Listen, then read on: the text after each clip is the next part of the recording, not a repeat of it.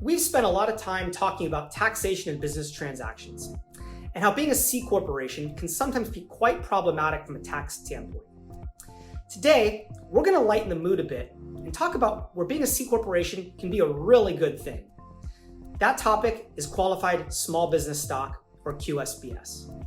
This topic is so exciting because a non-corporate taxpayer could potentially exclude up to 100% of the gain on the disposition of qualified small business stock. That's right, a potential for no corporate tax. So what is qualified small business stock? Without getting into every single detail, we can summarize the big picture.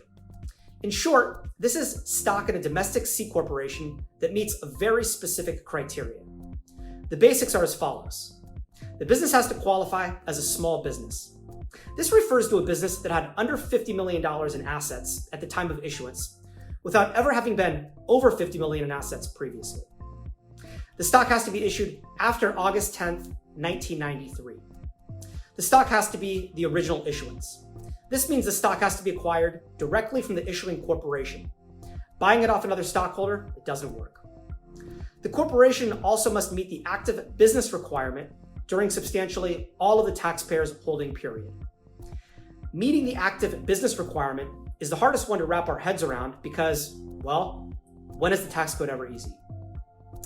According to Section 1202 of the Internal Revenue Code, a qualified trade or business is any trade or business other than a trade or business involving the performance of services in the fields of health, law, engineering, architecture, accounting, actuarial science, performing arts, consulting, athletics, financial services, brokerage services, or any other trade or business where the principal asset of the business is the reputation or skill of one or more of its employees. Remember, the ones I'm mentioning are excluded. Other excluded industries are banking, insurance, leasing, financing, investing, or similar businesses. Any farming businesses, any mining or oil and gas businesses, any business operating a hotel, motel, restaurant, or similar businesses. Now, it seems to me that there's a lot of room for service businesses, distribution, manufacturing, and technology companies to qualify as small business stock.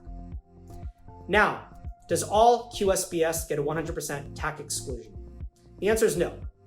First, there's a 5-year holding period before getting the tax benefit.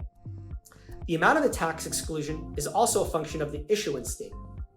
Stock acquired after September 27th, 2010 can receive up to 100% exclusion.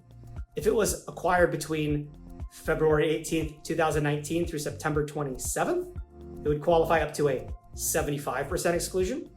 And if it was acquired between the key August 10th, 1993 and before February 18th, 2019, it could qualify for up to a 50% exclusion. There's lots of rules here. So of course, this is a conversation that you need to have with your CPA to determine if you meet all of the criteria. And in case you don't, all the more reason to be having those discussions at least 5 years ahead of a business transaction.